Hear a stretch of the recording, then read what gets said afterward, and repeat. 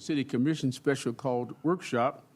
Today is Monday, March the 30th, 2023. The time is 5 after 2. We'll call this meeting to order.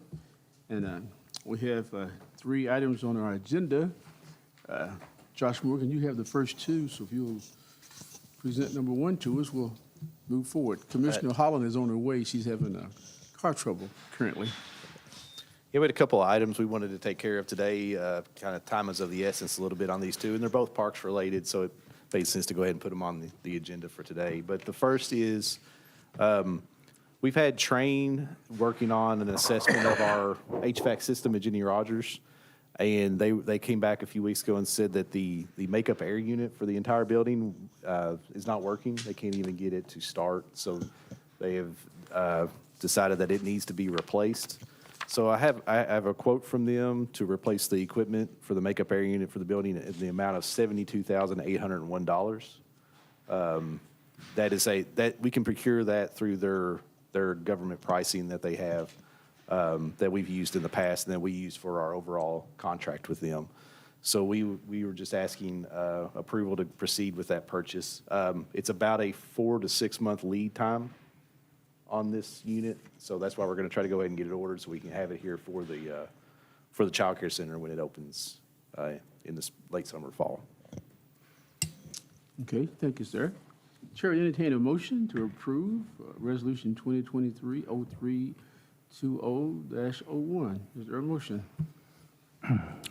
So moved. Second.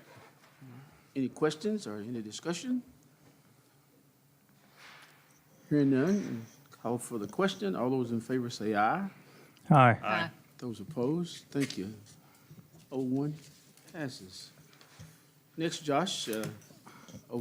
Yes, the other item is we received a letter from the Department for Local Government that we have been awarded the Land and Water Conservation Fund grant that we applied for in 2022. It was to replace the playground at Butler Drive Park. It was a total project cost of $160,000, which is a 50-50 match. So the grant would be for $80,000, and the city would cover the other $80,000. So I need a resolution accepting that grant so we can proceed with the agreement paperwork. Thank you, sir. Is there a motion? I'll make a motion to approve Resolution 2023-03-2002. Is there a second? Second. Any questions, comments? Yeah, Josh, you think most of this will be in kind, our match? Yeah, we'll try to do as much in kind as we can. We'll prep the site. We'll demo the old playground, prep the site. So we'll try to put as much as we can at $80,000. But to be honest, playground equipment costs are going up so quickly that the project will probably end up costing more than $160,000. This was our estimate a year and a half ago. So the city will be close to investing $80,000 in cash, I would think, after when all is said and done. Depends on how we do the surfacing. Depends on what playground we pick. We haven't selected a playground yet. So we'll go through that whole process once the agreement comes in of selecting the playground, prepping the site. Depends on what surface we use. We could go with mulch. We could go with rubber mulch. We could go with a rubberized poured surface like we did the latest playground at Millennium Park. So there's still some decisions to be made. But it's tough to find a playground set that is commercial in size that we use for less than $100,000 at this point. And that's just the equipment itself. So once you start adding in installation and the site prep and everything, it gets to 160 pretty quick. Okay. All those in favor? Aye. Those opposed? Motion carries. Thank you. The third item is Parks and Capital Planning. Mr. Becker, you're going to present to us this afternoon? Yes. Mayor Hi. Becker? So it's a pleasure to be in front of you again. The last time we were together, we were talking about Jenny Rogers and the potential for an aquatic facility. And I think there was a desire maybe to take a step back and bring us up to speed, especially with new voices on the commission, and to reevaluate our priorities, both as a community and leadership, to help us as we move forward, planning our capital investments through the years. So this is that workshop, and we're looking for active participation to help us understand those goals, priorities, and aspirations about moving forward. So there are really 4 objectives today, and those are to review how we got here. So we're going to start with the 2018 master plan. We'll understand the vision that you have for parks as a group, confirm the priorities for how parks should move forward, and then build consensus about those steps that we want to take. So the topics that we're going to discuss are to review on a high level the master plan that was created in 2018, so understanding the mission statement and vision, the community wants and desires, understand what's happened since 2018. There have been some accomplishments and things that have changed since that plan, and then outside influences that have impacted where we are. We also want to take a step back and understand the project status, beginning with establishing a clear vision for an integrated park system, and then walking through on a high level Jenny Rogers, Michael Smith Park, Millennium Park expansion, or the fairgrounds that was purchased, and to make sure that we have a clear understanding about aquatics and the evolution of that discussion in the city. And then at the end of this, establish how we want to move forward. So this is where the interactive part comes in. We want to understand your priorities. And based on that, begin to prioritize the parks that we want to focus on, and then build consensus about how we want to move forward. From that, we can form a structure that will get us from where we are today to what our ultimate vision and desires are for our park system.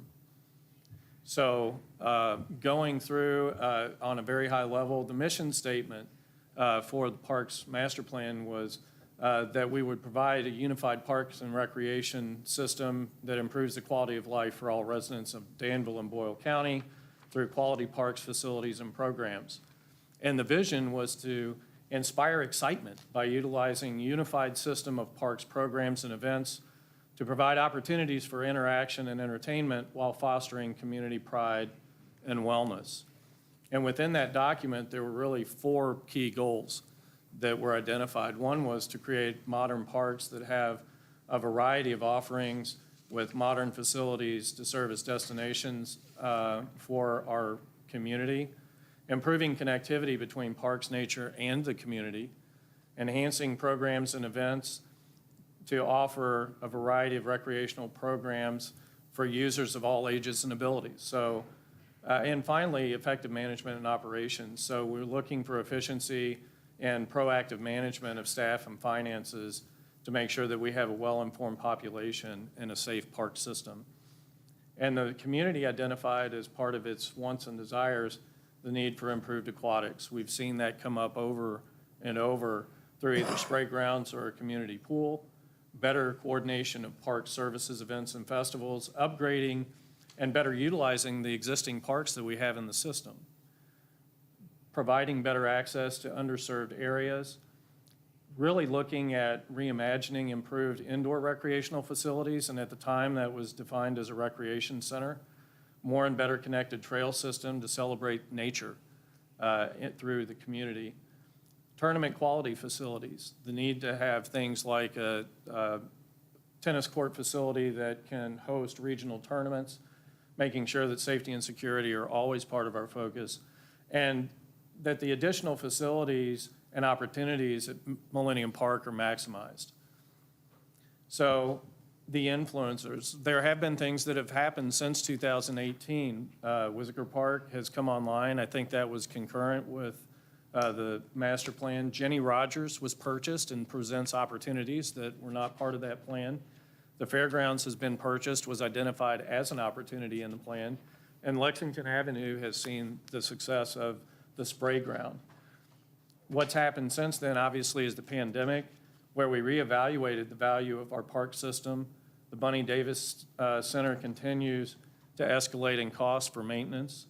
The supply chain and inflation rates are making it more and more challenging in terms of cost for new improvements for our park system. And during our engagement, there were immediate needs that were identified, including the Boyle County High School softball field taking over tennis courts, which then led us to the tournament quality tennis courts at Millennium Park. Jenny Rogers Daycare presented itself as an opportunity to collaborate with a daycare provider, one of the many needs that we have in the community. Michael Smith Park improvements, the water play, which Ms. Calhoun has been very excited to champion. And then Bunny Davis. What do we really do with Bunny Davis? The recommendation is to shut it down. Is that truly what we want to do? And the recommendation was yes.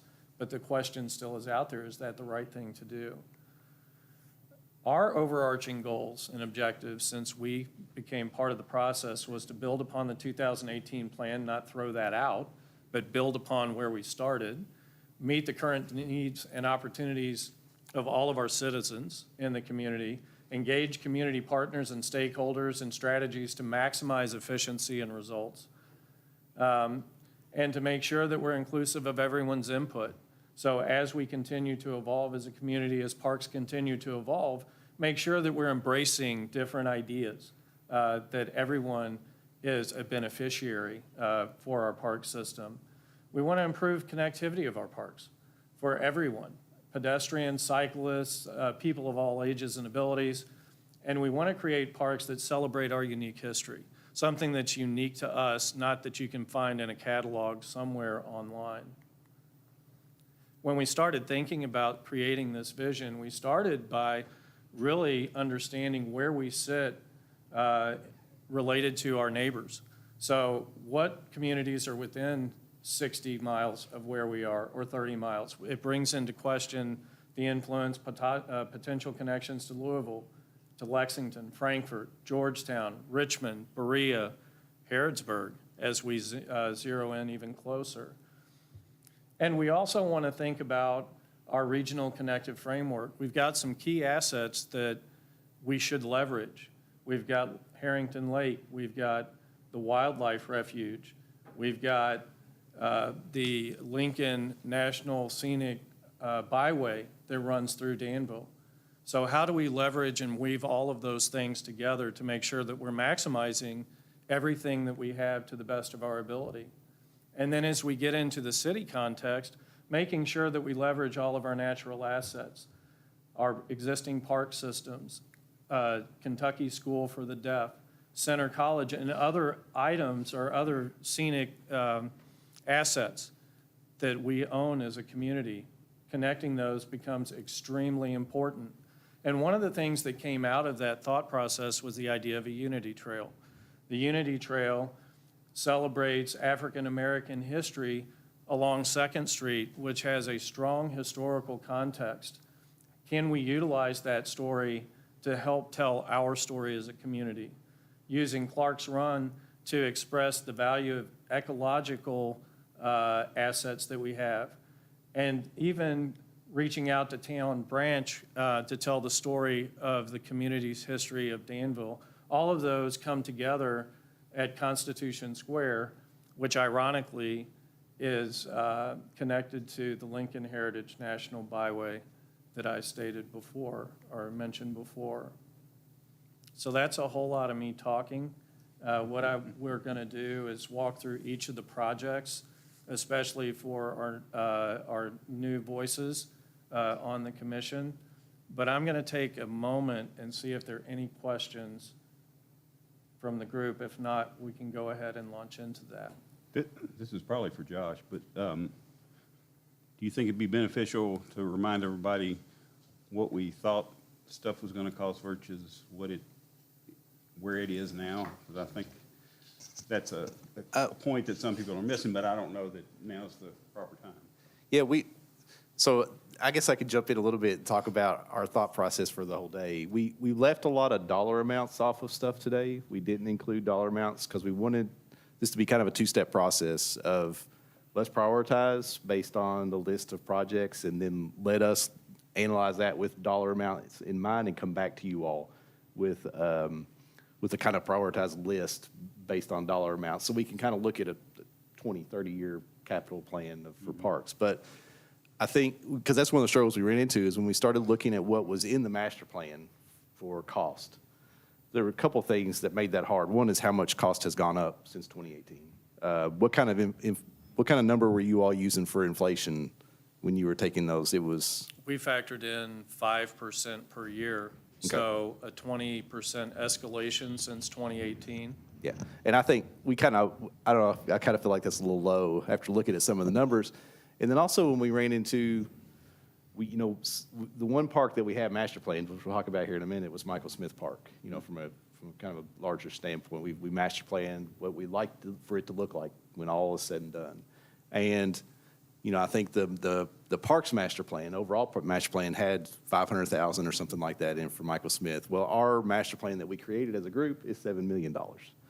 And that wasn't cost inflation, that was just bigger ideas than the basic amenities that you'll see in some of this master planning. So that made me really kind of step back and say, okay, well, this isn't just about what's in the master plan. This is about what parks do we prioritize.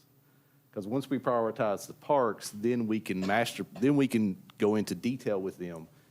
Because until we go into detail with each park, we don't really know what the costs are going to be at that park. We can estimate based on some different factors, what was in the master plan originally and what we think, what the community is looking for. But until it became kind of overwhelming what this process could look like. If we don't, that's why it feels like we're going a little bit backwards today. And I think we are in a way going a little bit back, but it's so we can step forward, because we're going to talk about the projects we've worked on so far, but it's getting ready to get a lot broader once we start looking deep into the master plan about what work it said needed to be done. So that was a long answer for how much costs have gone up. I think it's important to realize that. Too, though, it's important to acknowledge that we have two commissioners that were not part of the decisions over the last 2 years, and certainly not asking you two to immediately be up to speed with the aquatics discussion or whatnot's unfair. And then, we have so much information, between Josh and these folks have so much information in their heads. It's hard, which they're dealing with it every day, and you are dealing with it once every 2 months. It's hard to synchronize that information. And so part of the idea is to just start over to make sure we all understand what facilities we're talking about, and then how do we rank those in terms of importance, and then let's go forward from there a little bit.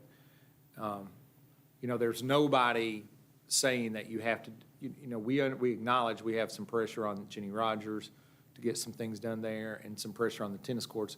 But outside of that, we're putting the pressure on ourselves, right? Like, there's no immediate need to do anything necessarily that you don't feel like you can pay for, right? There's time to implement things and time to make a good decision. So part of today for me was just everybody get on the same page with the scope that we're talking about. Very good. Thanks. Any other questions, comments?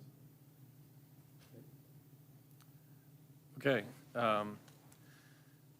So our initial projects, which were really facilitated by immediate need, Jenny Rogers Community Center, that design process included community engagement, a master plan, and then identifying phase one improvements, which is the childcare facility. Michael Smith Park, again, went through a community engagement process, a master plan, and the water play in first phase came online. The Boyle County Fairgrounds, which we've been calling the Millennium Park expansion, there is a master plan for that, and the first phase is finishing up now with the tennis courts.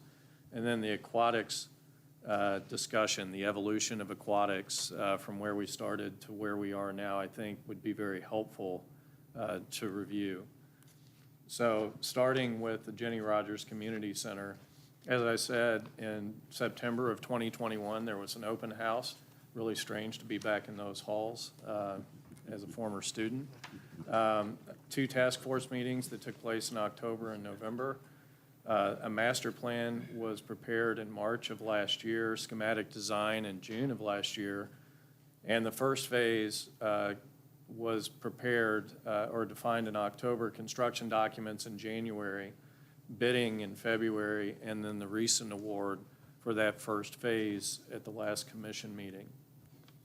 So as we dug into the concept alternatives, there were several items that came to the top, and that was the idea of a front porch along Main Street to take advantage of that connection from the primary entrance into the building. The drop-off and pickup court next to the daycare, and that would also include a play area. Social terrace, and this is all behind the building, but the opportunity for a social, educational, performance arts, just a plaza or an area, an outdoor classroom that could actually capitalize on the former mission of the building.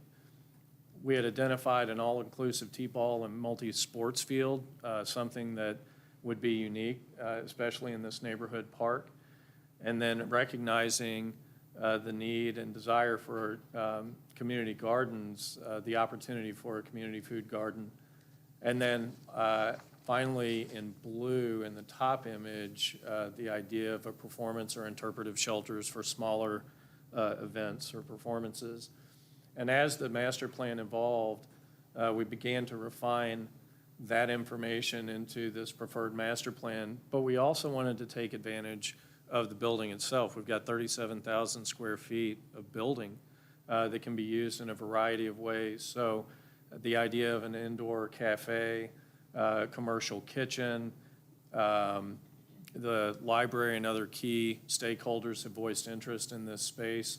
So really starting to think about how we can be as flexible as possible, because if you have a lot of interest, you don't want to hem yourself in by making short-term decisions that impact us long-term in a negative way.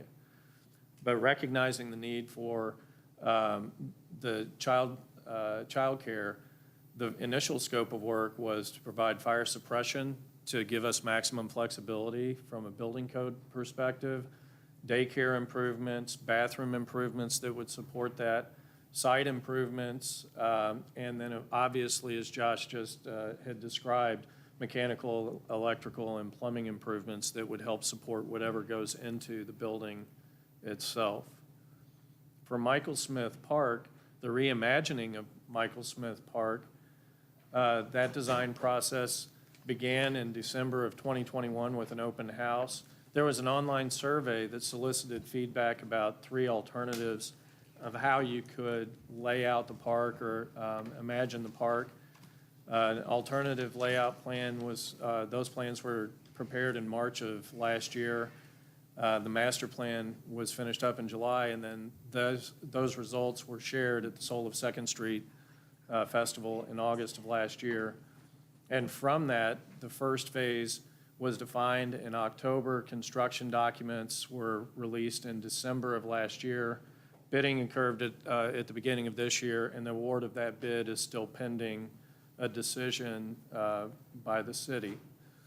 As the alternatives evolved, again, there were opportunities identified, including the water play feature, improved parking, sports courts, a new playground, a civic green and pavilion that engages Clark's Run, improvements to 2nd Street so that we've got safe crossing for students to a bus stop, celebrating Clark's Run, and providing opportunities where we can engage the creek, something that is not readily accessible right now.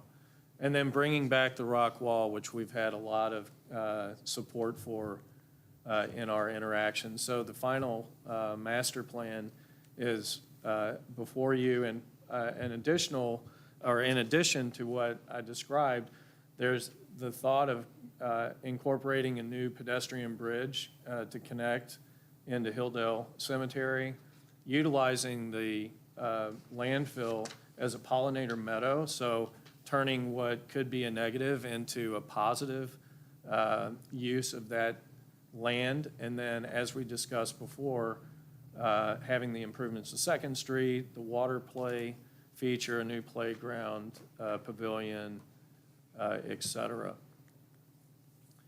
As we got into the first phase of construction documents, we really started to focus on that primary entrance into the park, which includes the rock wall, the water play feature, and supplemental parking to make sure that we didn't cause any heartburn or we didn't infringe upon the limited parking that's down there for the community. For the fairgrounds and Millennium Park expansion, the master plan, we dug into alternatives for how that piece of ground could be, how it could be leveraged. In February of last year, a master plan was prepared in March of last year.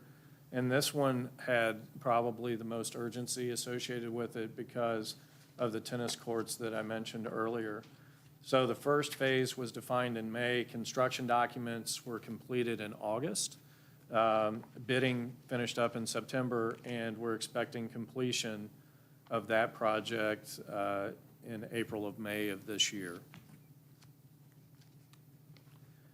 For the fairgrounds, it does open up an opportunity to address some of the needs that were identified in 2018 in the master plan, including a tournament quality tennis court facility, high school sized baseball facility, multi-purpose synthetic field, parks and recreation office, utilizing existing buildings on site, support parking, which we want to make sure we've got enough room for folks to enjoy the parks, a playground, a rentable space and home plate plaza that can really encourage indoor-outdoor space.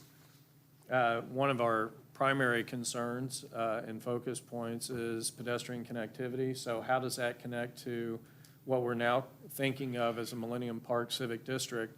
You've got the high school, the middle school, a church, Millennium Park, and now the fairgrounds. All of that can come together as a district to expand opportunities for recreation in that part of town.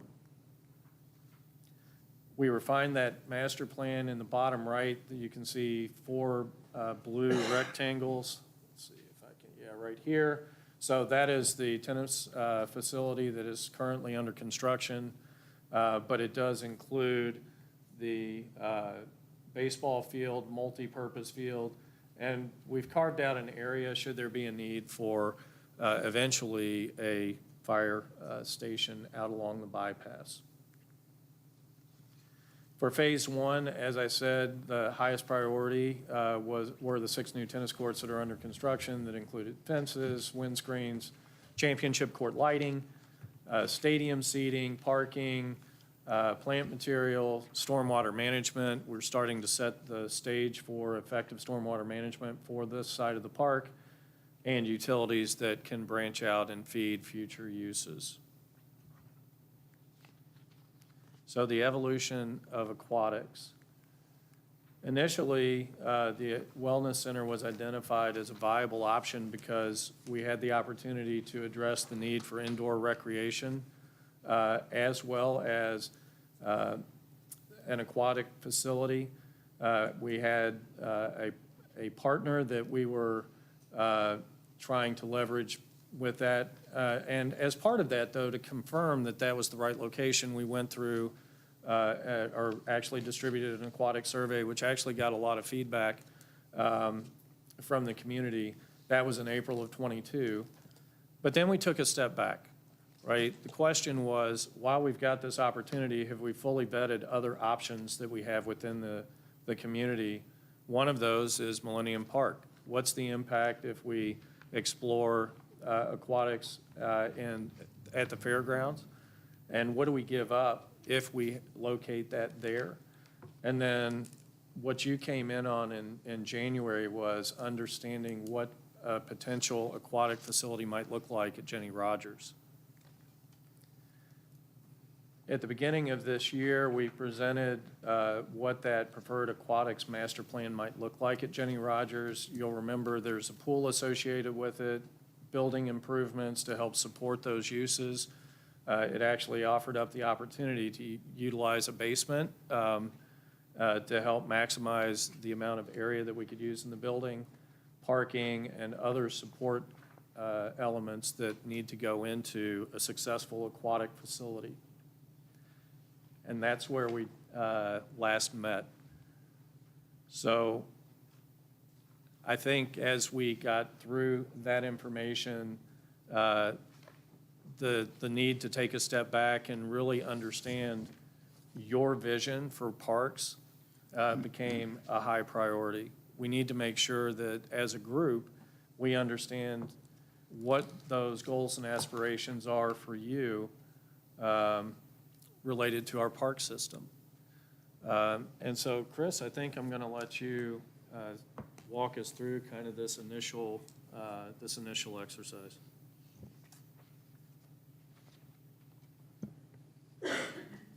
Great, thanks, John. So first, it's probably a good idea to pause and just, we threw a lot at you pretty fast there, and you can see there's been a lot of activity in the last year and a half or two. Any questions out of what we showed you? Nope? Okay. So what we thought we would do now is, you'll see there's two spreadsheets on your desk there. And they are small versions of what we have here on the table. And these are some tools that we'll use to take a deeper dive on your vision and priorities. But what we thought we would do first is just let the mayor and each commissioner maybe spend a moment just individually talking about, what it is you hope we can accomplish with our parks, how important they are to our city. What are some of your priorities? Most people, when they become a civic leader, they have something that they hope they can accomplish and some kind of legacy that they may want to lead. So we just wanted to give you the opportunity to speak about your vision for parks individually. So I don't know who wants to go first. I'll go first. Appreciate y'all coming down here again. You ought to just rent an apartment or something. And speaking of Ginny Rogers, that was, Donna spent 11 years there. It was very nice. But anyway, my priorities, personally, I think, we need to do the Michael Smith Park, at least the water feature down there. I think we promised that, and I think it's needed in that particular area. There's a void there. Of course, the tennis courts are already they're pretty far along. We can't not do those. And then the educational wing of Ginny Rogers, those would be my top three priorities. I think from what I've heard from the citizenry, it's they really want a pool. And I've tried to explain that that's going to be costly, but I think we need to work towards that as soon as possible. And the other thing is trails. I hear a lot about trails. Have interconnectivity, I think, with all the schools. Maybe we're there now, but all the kids should be able to walk to school safely, either sidewalk or trail or something. Those are the main topics that have been covered with me. Great, thank you so much. Next. This is a lot of information. I appreciate it. So, again, I hear a lot about the pool. I think we need a pool. I know we've got Bunny Davis, but or water features. I think you need to, me personally, I think you need to serve all citizens of Danville, all the areas. If we can touch all areas and not just one, I think that's important. You can't just put it all in one spot because kids can't get there. You can watch kids from Bate walking up Wilderness Road after school, and there may be 20 or 30 people walking. And there's not great sidewalks in that spot. So I think there's a lot of need citywide. So I think that has to be part of it.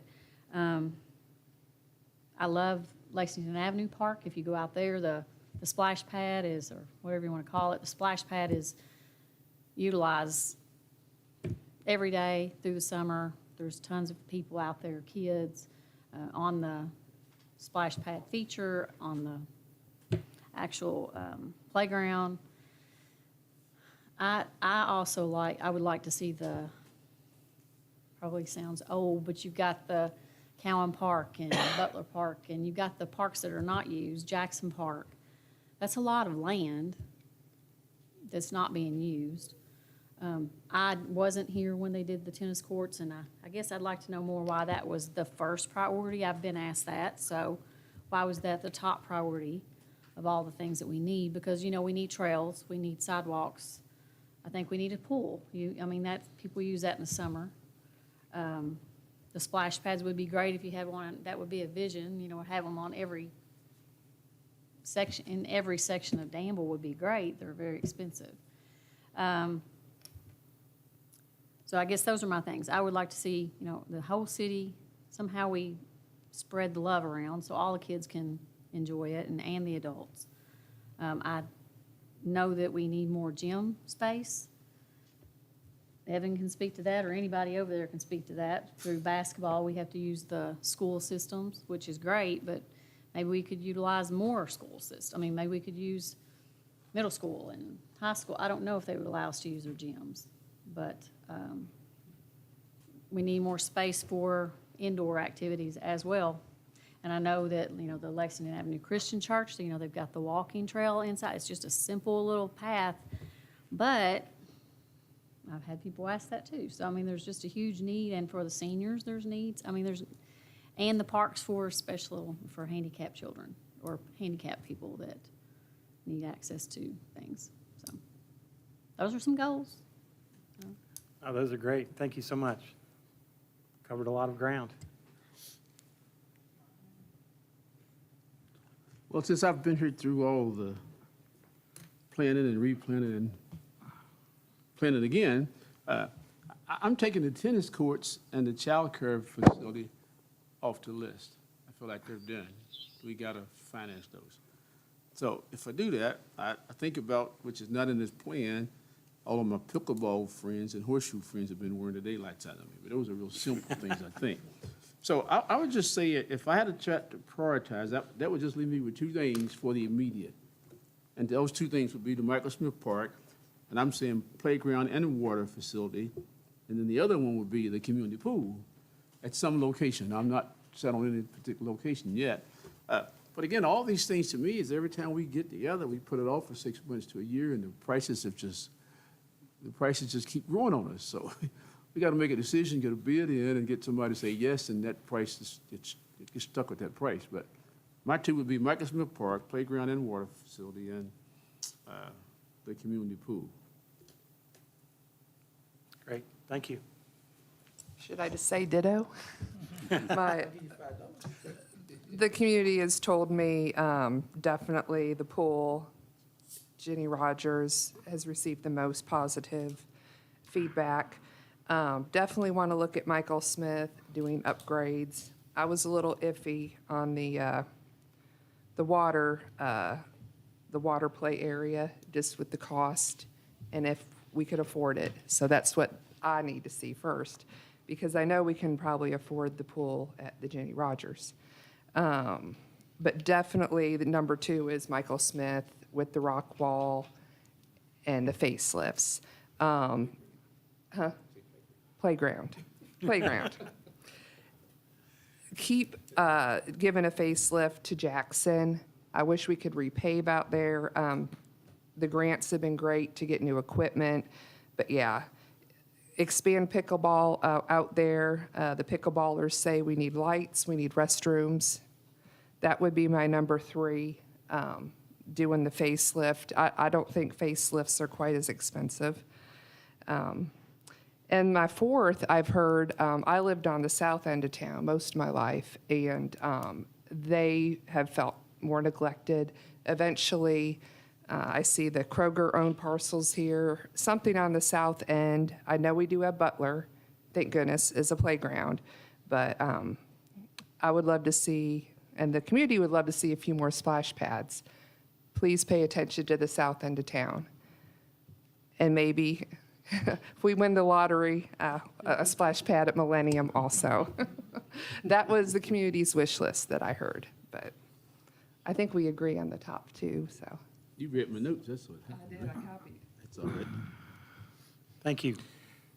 My fellow commissioners expressed it well.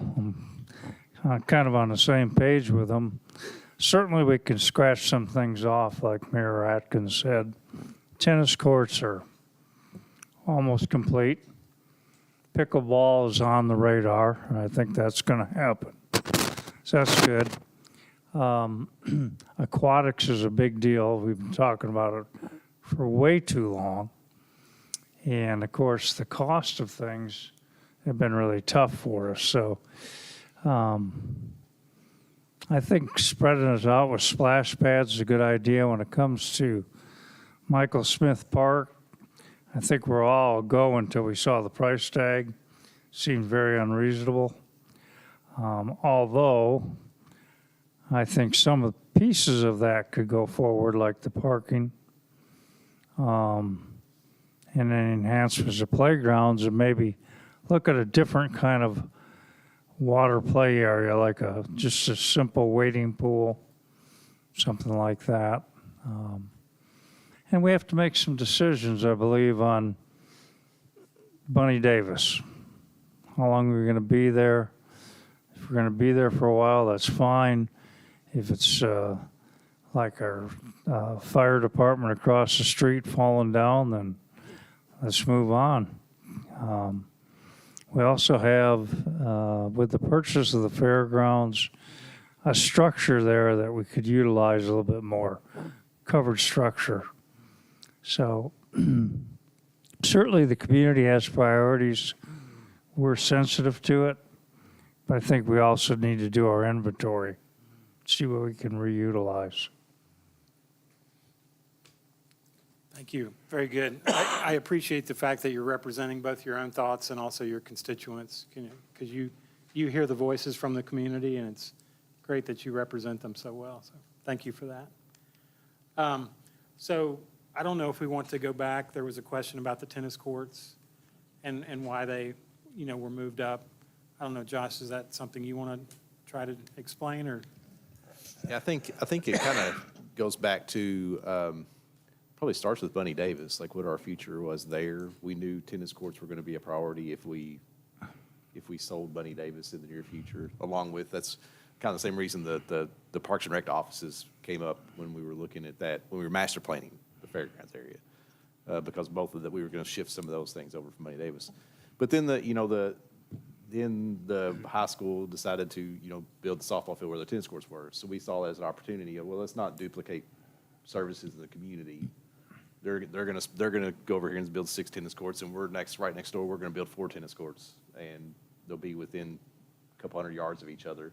So, and also as an opportunity for us to talk about how they could help fund some of it with the facility use agreement that we looked at last year. So it was really just trying to think more broadly about the community and not build multiple things that we're going to sit empty while one was getting used, one was sit empty. And so it was really trying to be more efficient with our cost. And I think seeing what the tennis courts ended up costing, I think we're all thankful that we went down this road because it's overall saves everybody some money. So yeah, that's kind of where we ended up with the tennis courts first on the top of the list. So it's a partnership Yes. with the county schools? Yeah. They will be able to, they'll use the courts for practice. But we And- have an agreement with city schools too, don't we? Didn't they sign that? Well, we've got that agreement. I don't think anybody has signed it yet, either city or county, but it's open to everybody. We created this, we have a facility use agreement that's open to any school system that wants to partner with us. Yeah, we've just not presented it yet. It's, I mean, Okay, right. it's There's coming. some belief that Coming. it's just, Boyle County, we're building tennis courts for Boyle Right. County. No, schools. and we all acknowledged that during the process. So the partly too is that, and in master planning that half of, or the fairgrounds, that half seemed to be fixed. And then when the need said, well, we need tennis courts, it was just easy to go ahead and do that part of it to accommodate that need. So it was just kind of the alignment of so many different things, which is why it just started. But yeah, we've got to finish the facility use agreements. They were not just built for Bull County schools, although the same taxpayer pays all of our taxes, Danville schools, and so we want to, in the same way Bull County and the city has a partnership with Parks and Recreation, we would like to embed the school systems in agreement too, because like you talked about, we do use their buildings, right? Right. They use our facilities jointly. So that's not a bad thing. That's a good thing. And so for clarity for the taxpayer, we want to codify that in writing so that folks understand what's happening. And so that's the facility use agreement, that's the catalyst of it, is trying to communicate outwardly, look, this is a partnership. We are working together, and we're trying to not duplicate resources so that some sit empty and some don't, and vice versa. So that would come to us later? It's The use agreement? Not later. Dexter's been working on it Oh, for a okay. while, and we've got a draft of it. We've just not pushed it forward yet. We intend to do that. Okay. You know, in terms of as staff time, it's just we've not gotten to it yet. And if you all remember the night we approved the push forward for the tennis courts and the childcare facility, we spelled out loud and clear that both of those things were being done for the community, not for just one school district. We were getting pushback of why you were letting the Board County schools put childcare in Jenny Rogers, which was a Danville school, and clarification was that it's no longer a Danville school, it's a community center. And so we try to get our community acclimated to the fact that we're doing things community-wide, not for just one particular school. And if wherever the water facility ends up, that was part of the debate about looking all around town for different locations, because people are still trying to be territorial, and we're trying to get things done for the whole community. But I get asked that all the time, and so my answer is that what the city does is for the community, not for one particular school. And then the thing about the south end of Danville, well, I keep telling everybody, dang, I go to Michael Smith Park, that feels like I'm on the south end of Danville. At one time, that was the south end of Danville, but things change. So as we move through this process, we need to remind folks that we're not playing games with anybody. The pickleball folks, they're just excited about the tennis courts as anybody else in town is. They just got to get on the schedule, and that's a part of having the facilities, getting people to schedule them and utilize them. And the big statewide pickleball tournament is going to be held at Jenny Rogers, so I've been rumored. Oh, my. Jerry's in it. Jerry's he's organizing it. Yeah. And that's why it's good. It's good. It was good for me to go back and go through the master plan again, which is kind of the process we're doing today. Yeah. Because you'll see it on this spreadsheet over there, is one of the recommendations was 4 tennis courts at Millennium Park. So we're putting 6 in because that can accommodate, that suited the needs of the schools if they want to host a regional tournament, which opens up revenue opportunities for us and revenue opportunities for our park and the community in general. So it really wasn't all the cities, we're putting that tennis courts, that was a priority for us as well. It was in the master plan. Now, it probably moved it up the list with their situation. It's probably what forced that, but it was still something that was going to come along. And us doing this now is opening up the opportunity. Even if Bunny Davis sticks around, that's probably going to become our pickleball. One of our pickleball court locations will be down there on those old tennis courts, because they're kind of taking over anyway right now. They're moving in on that location. So they're in Jackson Park look like the two kind of homes for pickleball moving forward. So it's created a lot of opportunity. Who'd ever thought in Danville, Kentucky, we'd be talking about pickleball? Yeah. And in terms of aquatics, originally, 10 years ago, the idea with aquatics was we need a master regional aquatics center to serve everybody. Millennium Park is a vehicle park, and in the summertime, any given weekend, the majority of the users there are visitors to the community.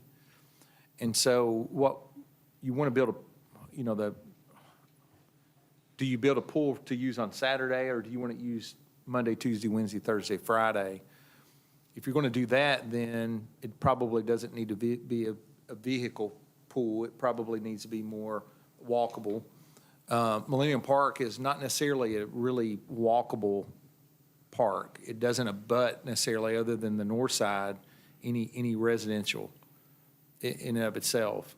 And so one of the ideas is if you do a pool at the wellness center, you have a partner. You can do it smaller. It doesn't have to be a big regional facility. But it's walkable to the people on that side of the bypass, to the folks that live in that area, which we do have a large number of multi-purpose housing. There's a lot of apartments over there. So then, so really the question became, do you do one big master pool, or do you do two small community pools on both ends of town so that you get, Jenny Rogers is obviously walkable to a large number of people, right? And so then if Bunny Davis is still operational this summer, then, you know, you're trying to bridge the gap over to there. So it becomes a implementation process where you can keep this operational while you build this, and then when do you do away with this, and then when do you replace it? You know, it becomes a lot more of a stepped-in solution rather than a big, huge, you know, regional aquatic center, like, for example, at Harrisburg, for example. That's a big facility, and don't necessarily know what's best. I mean, you all really, that's a big decision. And I will say, just kind of to build on what Earl's saying, that it is kind of a national trend to decentralize and distribute smaller aquatic facilities because of the operational costs that come along with such a large mega facility. There's not too many communities that can really afford that on their own.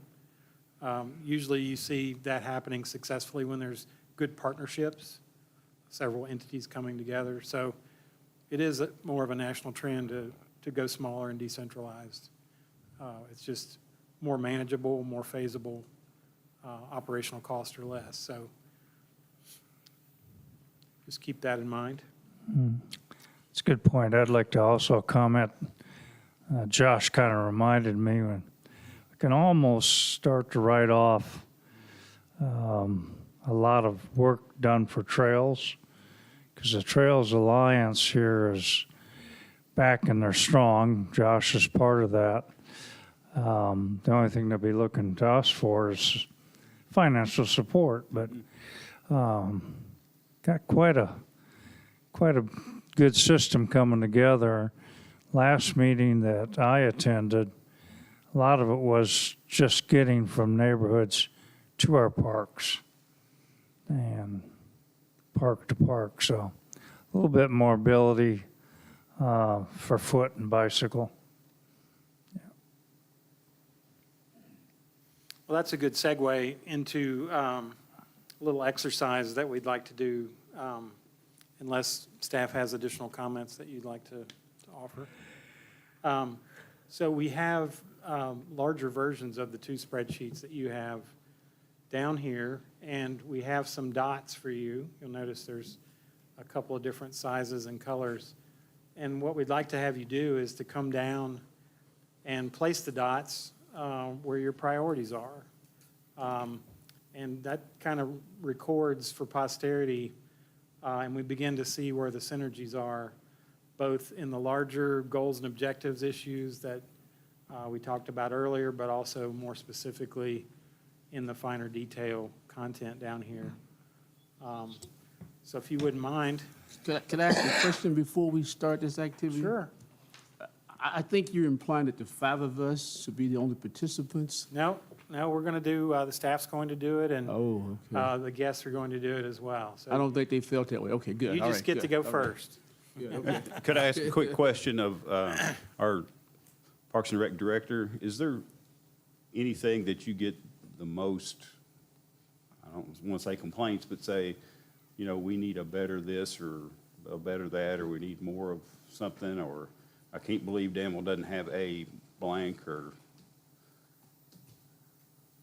Well, I think for the most part right now, pickleball is pretty high on that list. I know that's been thrown out several times in this meeting so far. And we do have an abundance of people that attend Jenny Rogers about 5 nights, or I guess it's 3 nights a week and 2 mornings a week. So that is pretty high on the list. And that's one thing that I think personally Parks and Recreation may have may have slacked on in the past, and all our programs have been geared towards children, and I think it's probably time for us to make sure we house programs that can accommodate everyone. Thank you. I'm gonna start a court in my driveway. I was going to say a couple of things. John, the one spread, I noticed on here, I think there might be a typo, 10 and 12 say the same thing on your spreadsheet, number 10 and number 12 on the, yeah. Just want to make sure we make that. They both say South Neighborhood Park. So these park titles are pulled straight out of the master plan. These are not something that we made up. We pulled those out of the master plan. Am I? Yeah, no, you're right. Okay. And then Are one of them supposed to be the north neighborhood? Was there a north neighborhood in the master plan? There's a northwest, but I thought there was a north as well. Is that the one we're missing? But I also wanted to say, so we're looking at this without construction numbers today because we want to be able to take the priorities back and organize it. But also, we're going to look at revenue based on some of these decisions as well, because some of these projects will lead to revenue and some of them won't. And I think we want you all to be able to think about that as you prioritize. You know, when I think about an amphitheater, for example, if we can come up with a revenue strategy for that, that may push that a little higher up the list because we know we can fund it a little bit better. So we're going to do that in the background as well over the next few weeks. We've been talking to Barry Becker and Human Nature have some contacts that are in parks operations that we're going to try to utilize those a little bit to talk about revenue sources. So wanted to make that clear as well, because this isn't just all expenditures. There could be some offset to that.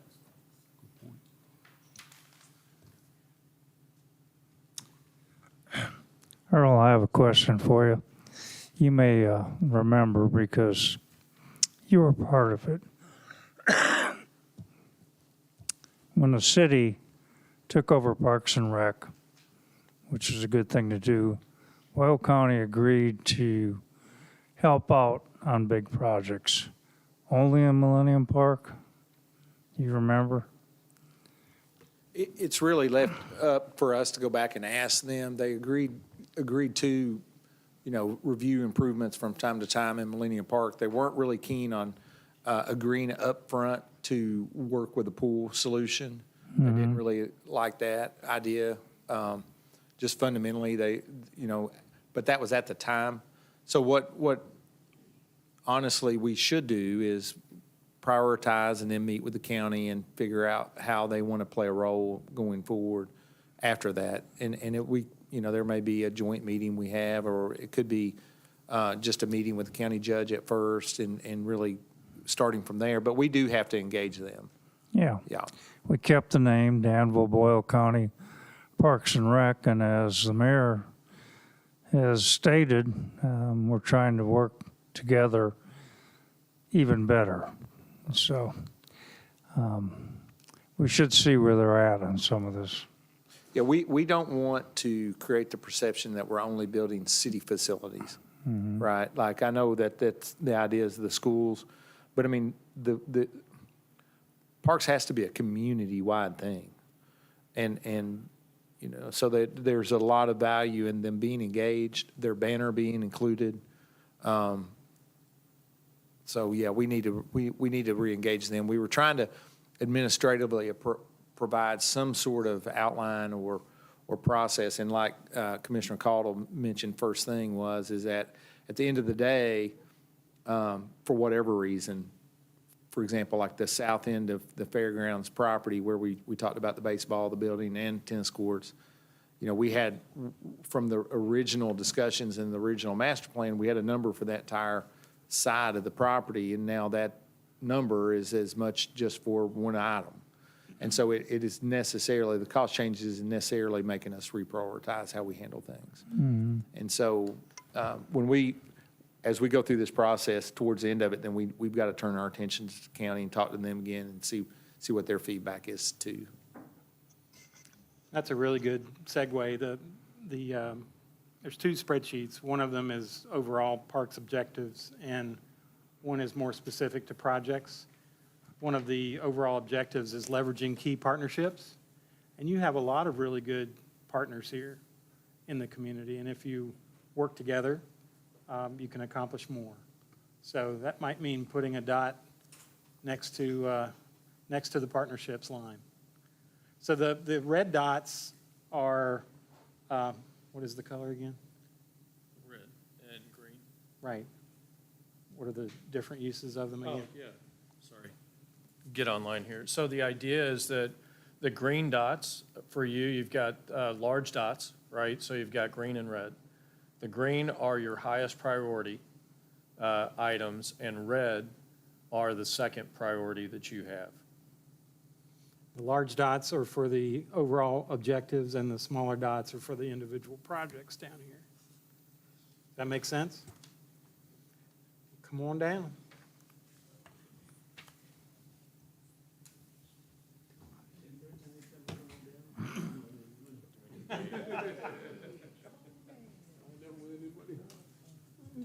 You're gonna spend some money, right? I like to live with somebody else. Now, this can be stepped.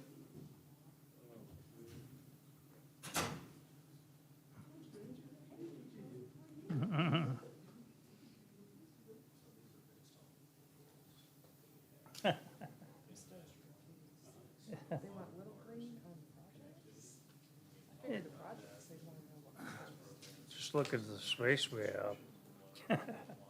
Looks like the big dots over here.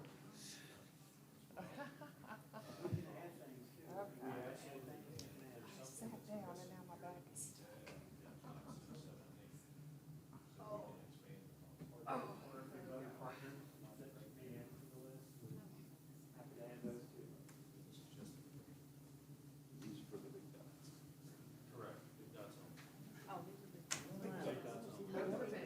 Yes. Big lines, big dots. Do our little dots first. Yeah, Let them be. that's a good idea.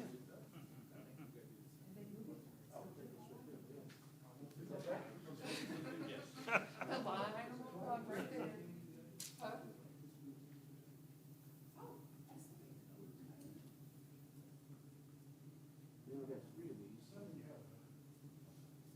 You have to make choices. Big dots.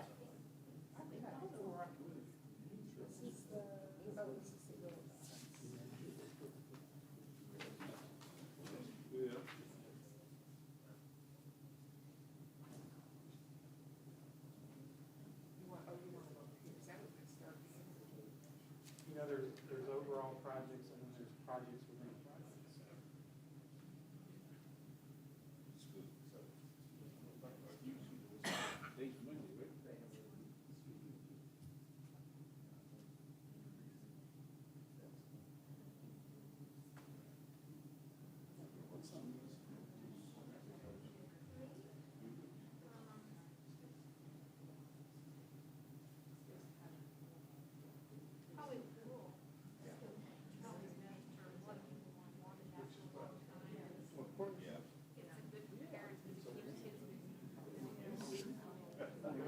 There you go. Many times I wish we had a really nice school when I was a kid.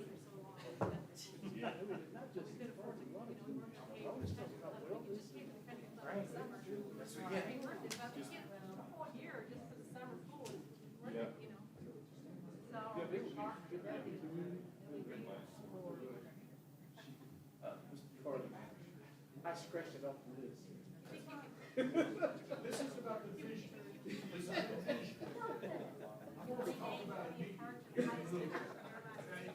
want you to go out and spread the word to the part, but that's not, that's all it is, right? Keep Park, and they're willing to pay $10 million for that, we could build it. Oh, I'll give you a check.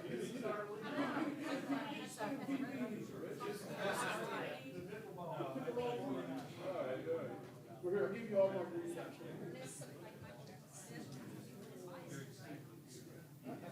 Wait to get over here. Am I fogging up? Am I fogging? I don't see pickleballs. I scratched it off.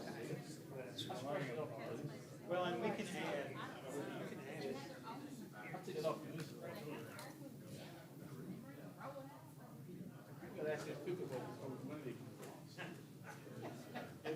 Take it everywhere, I tell you. We used to walk out to the park and we talked about people going on the guys come back and forth. I call that ticket squad, bro. Yeah, like, we call it table tennis. I bet you could.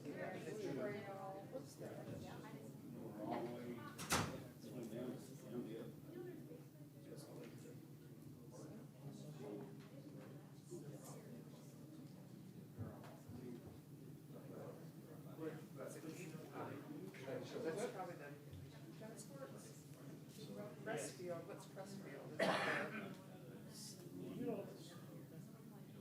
What's a Crestfield? Is that the Frisbee golf? That's the name of it. Yeah. It used to be the Danville girls. Yeah, it's called,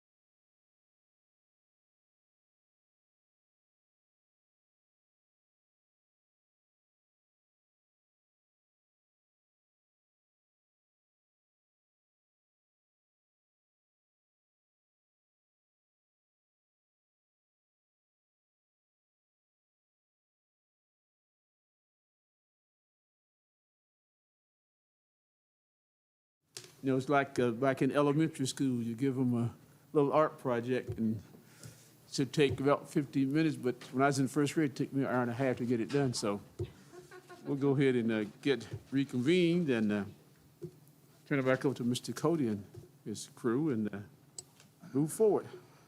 But thanks for participating in that activity.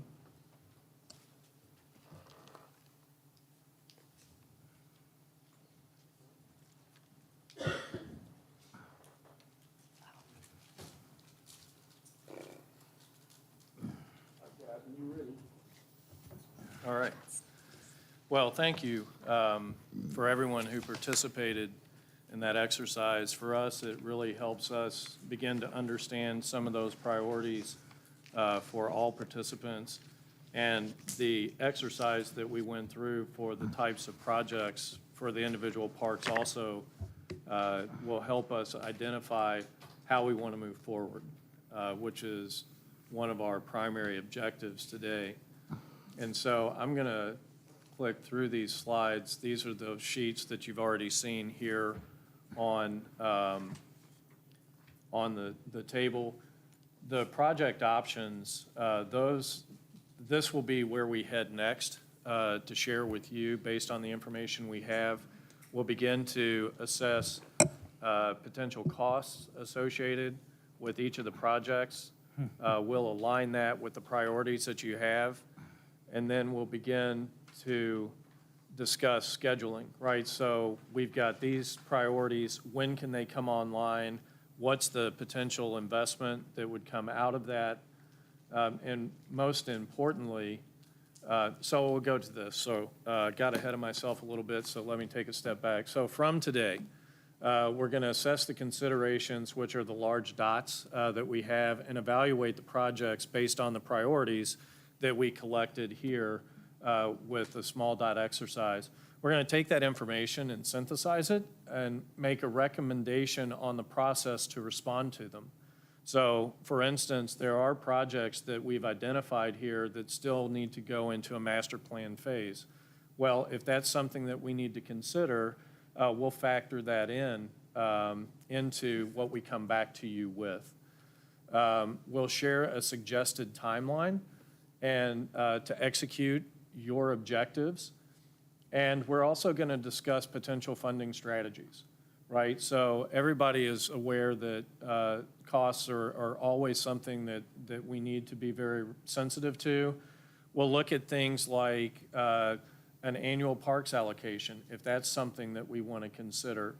Alternative funding sources, grants or other methods that we can raise funds, and then we've already begun to identify potential partners, but there are probably more out there. So what are some of those potential funding partners that we need to consider? So when we come back to you, we're going to start digging into the priorities of what we see moving forward and start to strategize how we get that executed. All of that will be filtered into a capital budget that we can then begin to project and help Josh really understand what parks mean to us in 2023, 2024, 2025. Ultimately, what we want to do is have bite-sized pieces that we can execute, that we can fund, and we can engage in or actually get accomplished. So it's beginning to set the framework for us, not just today, but 5 years from now, 10 years from now, 20 years, 30 years, et cetera. So it's our roadmap. And right now, I believe that roadmap is critically important to help us achieve what we want to achieve, which is having a very cohesive park system that we're all proud of. So with that, I'll open the floor to any questions. There's been a lot of talking today, a lot of interaction today. And so at this point, I'd say that unless there are questions for us, gentlemen, I don't know if you have anything you want to add. I think I'd turn the floor back over to the commission. Okay, thank you, sir. Fellow commissioners, you all have any questions, comments, suggestions? Okay. Can you give us a suggested time frame about when we can come back to get the results of this research? If I could, I'd request that I have an opportunity to communicate with Josh and get something on the objective here. The reason I think this is important is I believe the capital budget is being established for 2023. So we'd like to have that information in your hands to help guide that decision. So I would say, Josh, what do you think? 4 weeks? I mean, yeah, I think we could be ready in 4 weeks. We probably need to do a little quicker than that. We'll start brainstorming on some dates. I mean, middle to late April, I think still gets us within our budget timeframe, right? That capital will be put together early May. So if we can meet again in 3 to 4 weeks, that'd be fine. Well, and if we set our time frame for an hour or two, excuse me, we can do this update, these continued work sessions as a part of our budgetary dates that are on our calendars, because they're only going to be a couple hours long, most of them are, and so. Yeah. When is the Parks meeting, next Parks Committee meeting? It'll be the third Wednesday of next month. In April? Yeah, you may have to, I would suggest doing a special call meeting with that group and getting their feedback. Yes, that's the 19th. Yeah, that's. Yeah, oh, yeah. I'd try to do that whenever we can get organized for it. Get their feedback. The mayor and I will reach out to Judge Executive and see how they want to participate in this phase, and then, or do they want to wait and have a joint meeting and make this one of our joint meeting topics? Because we do, we need to do that, if nothing else, just to get back together, because we've not done that in a while with COVID and the changeover that they've had recently with election. Then it's definitely worthwhile to get back together. Yeah, as it relates to parks, the county has always spoken for them a little bit. Perryville's equipped now for sure with Mayor Miller to I think, they've gotten some things organized so that they could definitely want to participate, I would say now. The last time we went to Junction City, they were deferring to the city and the county on judgment a little bit, but we need to, you're right, we need to revisit, because that's been, 4 years for them. So we need to reach out to Junction City also. So we'll make an effort to do that, and if nothing else, just to get their feedback on this list of improvements, and just so you'll have those comments. Yeah, we can do that over the course of, maybe you can plan that all on the same day so that you can catch a day where you can catch them first, and then get the Parks Committee and fiscal court. We'll talk to the fiscal court and see how they want to get that information out. They may want this group to come to a fiscal court meeting, or they may want, who knows? Yeah, hopefully not a court meeting, but that's Yeah. okay. My They may thing is, it'd be neat if it had the court to have a chance to do what we just did with that process, if nothing else. So when they give us back some feedback, it comes from the court and the commission, and that might be the time we have the joint meeting. Yeah. We can receive that back They from can both. have their magistrates that are over parks participate for them also, Okay. which is a little bit different than you guys. So we'll see what they want to do. Sure, Yeah. sure, yeah. Sounds good. Other comments or questions? Meetings that are already planned Oh, to to have do these, this additional, feedback? yeah. I see a hand raised It's back there. We Parks. don't usually take comments from the public on these kind of meetings, but Mr. Carter, but we. If I called you out and say, come forward and speak to us, you wouldn't be out of order, right? So you want to come up and talk to us for a minute or two? Well, I guess you can. Is this being recorded? Yeah, use that microphone right there. Okay. There you go. I guess, I don't know why, because I have a loud voice. They can probably hear me back at the office. It's for the video recording. Okay. Yeah. I want to thank the commission for hosting this meeting and for the opportunity to speak, and I congratulate you on what you're trying to do. I am a member of the Danville Picklers, which is a pickleball group. Debbie Meek Stevens is here. She's a kind of our coordinator of and it's not a ragtag group. It's 200-plus people who play She's the queen. pickleball in this Wow. area. Wow. and kind of let you know who I am. You think I'm just a guy who popped in here a few years ago. You know, actually, I'm not. I was born and raised here in Danville, Wow, okay, on Perkins Avenue, south side of Danville. okay. I grew up, and I'm dating myself, of when Paula Heights Oh, had a full park system. Everybody remember those? Used to swim at Sunnyside Pool. yeah. The park system in Danville was the envy of every other community. After I graduated, I was kicked out of every school system in Boyle County. Started at Saints Peter and Paul, if you all can remember that, across from Jenny Rogers. Whoa, man. Then I went to Danville Bait and ended up at Boyle County before they kicked me out. Wow. But I think you've come to realize, I was the paper boy at Intercounty Energy. And 40 years later, I became the CEO. So Wow, that's nice it's a small story. world, and I'm glad to be home. And I think you all know, I know Earl does, that I look for win-win scenarios. Yes. I believe in utilization of resources.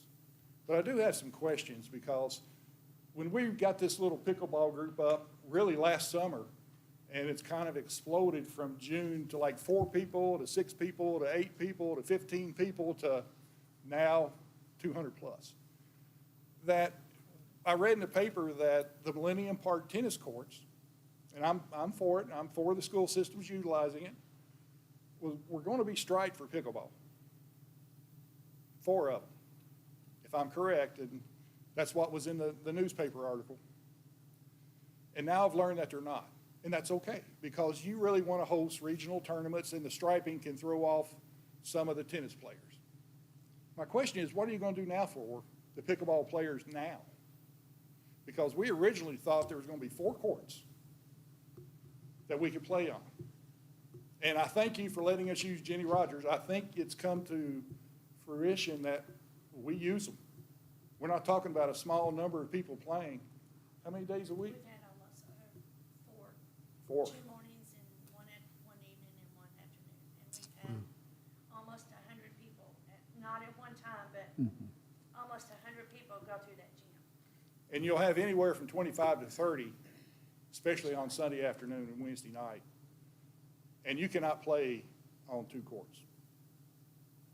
So I guess what I'm asking is, what are I know, Earl, you said there's no immediate expenditures that you have for the parks.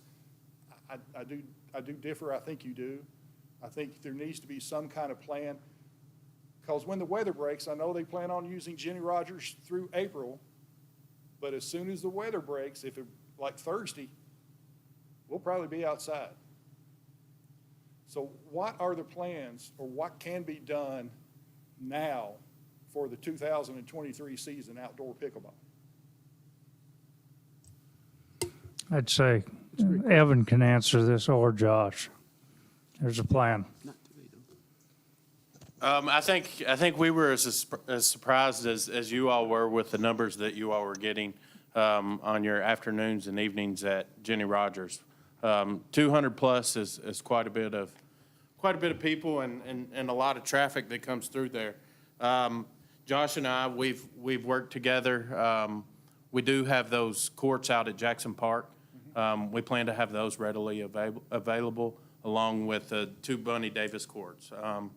As far as that goes, we hear you all. We know that you all need a home. We know that you need a place, and that's definitely something that we're looking into. Can you explain further the Jackson Park, what's going to be out there? So we have the 6 courts striped already on the old surface. You have your two mobile nets. We need to figure out the net Well, situation. I have 4 more You have nets 4? for those, so I do have a total of 6 We have nets. 6 nets. Temporary? They are temporary. You do know they're not going to last. Well, as The weather's going to get them. we get that, and you know, when we threw that together, that was pretty urgent at the time. I think y'all were needing a place to play very quickly, so that was our easiest resource at the time. So I think we'll utilize those until it comes time to purchase some more stationary nets. Which, that's kind of what can we do? What can the Danville Picklers do to assist? Well, I I mean, told you I believe in win-win scenarios. We're not opposed to assisting the city, but I do feel like, and most of us feel like, Josh, Earl, commission, at first we were gonna have 4 brand-new pickleball courts. And now we have 0 and talking about utilizing Jackson Park, which I know needs some work. It needs to be retopped or ground up, redone. And that's in the vision. I get that. But what can we do in 2023? Well, I think the big reason why you don't have the 4 courts over at the fairgrounds is just having conversations with both individuals involved in tennis and pickleball, that it could be confusing for both parties and cause problems. To my understanding, that's why we chose not to line the tennis courts for pickleball. yeah, and I think too, you know, it wasn't, like, and like I said, it wasn't going to be a great scenario for either bunch because it was going to be busy, right? It was going to be crowded if everybody's going to be running each other off the court. So, yeah, we're going to get a price to resurface the Jackson Park courts. Just we're going to try to partner with maybe, you know, Tennis Technologies. They're doing the new courts at the fairgrounds, and we could try to see if we can get a discounted price if they're going to be in here in town mobilized. So we're going to work on that, see if we can get resurfaced. But I think, you know, it's also this, you know, government works a little slower, and this has got on us pretty quick. I mean, before last summer, this really wasn't, it's been really very quick. So we're trying to keep up, and, you know, that striping the courts, you know, recently we were sealing those courts at Jackson Park and getting the temporary nets.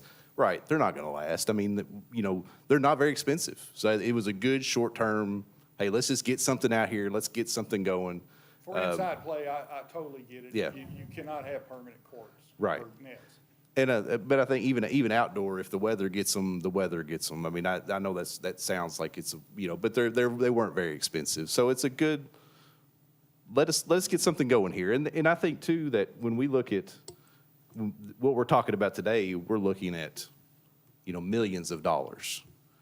Getting permanent nets on pickleball courts is not millions of dollars. That's something that we can work on in the background fairly quickly compared to some of these other projects that have to be designed and go through the whole process. And so don't think that just because we're talking long-term with this stuff and talking years, that means that every project has to be pushed towards years, because a lot of things, Earl and I talk a lot about that, you know, while we do big projects, we have to get small wins along the way. We have to do small projects just so things are happening.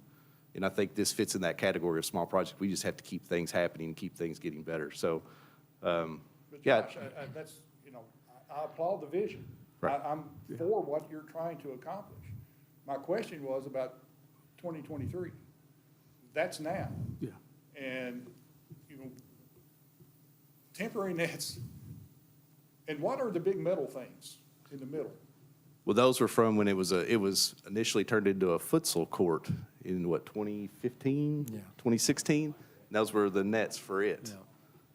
You know, we talked a little bit about spending some money on the Bunny Davis Center to make it to pickleball home as the tennis courts come online across the street. I felt like that was a reasonable short-term solution. You could do, you know, permanent nets there, then removing the tennis nets altogether and just going all the way through converting it to pickleball until such time there was an alternative for the Bunny Davis. So that's one of those active conversations that the picklers need to continue to talk about with staff.